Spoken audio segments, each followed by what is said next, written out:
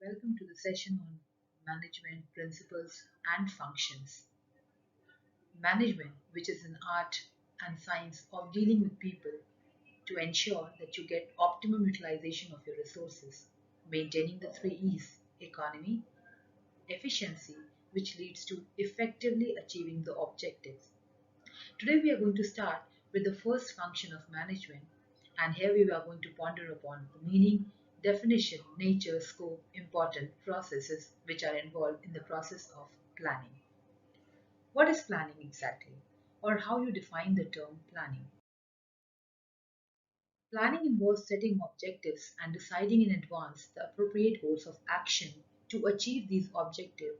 Thus, planning is setting up the objectives and targets and formulating an action plans to achieve them. By stating in advance how work is to be done, planning provides direction for action. It ensures that goals and objectives are clearly defined so that they act as a guide for deciding what action should be taken and in what direction. In simple terms, planning is the thought that precedes the action. It is essentially today's design for tomorrow's action. It is the mental process which involves in developing and formulating course of action. A plan is a course of action. It involves development and selection from alternatives as a necessary course of action to achieve an objective. The planning process comprises of analysis of the environment, setting the objectives, developing the premises, determine and evaluating the alternative, selection of the best alternative after analysis, formulation of derivative plans, budget formulation, implementation, and finally follow-up. Few definitions which defines the process of planning. Like planning is deciding in advance what to do, how to do it, when to do it, and who is to do it. It provides the ends to be achieved. By these are the words by Stephen S. Robbins. According to Ricky Giffens, planning is setting an organization's goals and deciding how best to achieve them. Therefore, planning provides direction of towards your goals and objectives.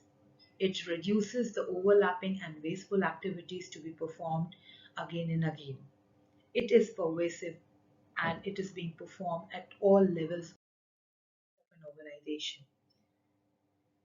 It is the design for a desired future goals to be achieved.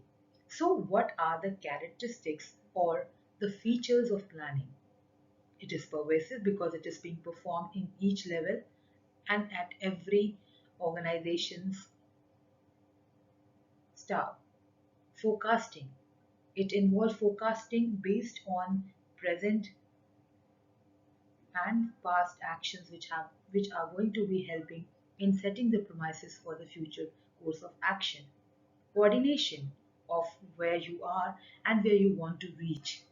So the prime and it's one of the important or the first function because you plan and then you take course of action. It's an intellectual or a thinking process because you need to work upon various things which are going to be quite crucial for achieving your objective. It will be a continuous process as well as dynamic in nature because you are going to plan for everything which you are doing or performing in an organization. Why planning is important? As it promotes innovative ideas. When you brainstorm for achieving your objective, you are coming up with various alternative course of action and you have to choose amongst them that which is the best one.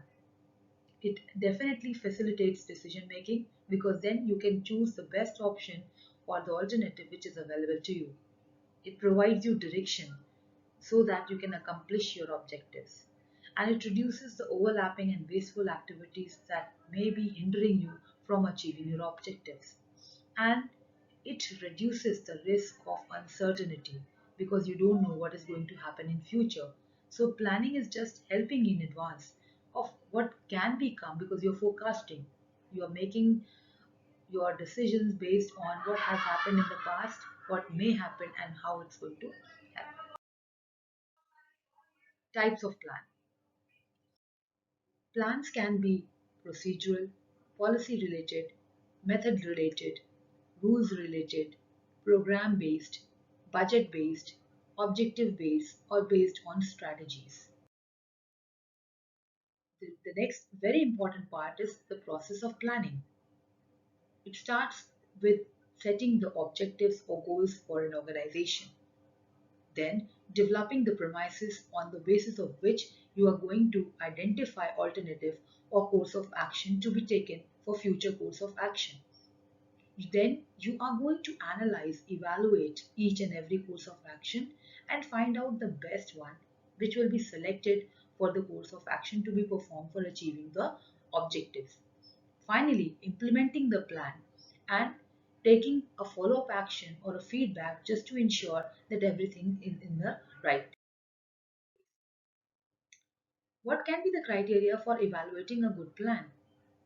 The effectiveness of planning will depend upon how timely it is being made, how useful it is going to be for the course of action, cost effective or budgeting, accountability, scope, and accuracy and objectivity related to the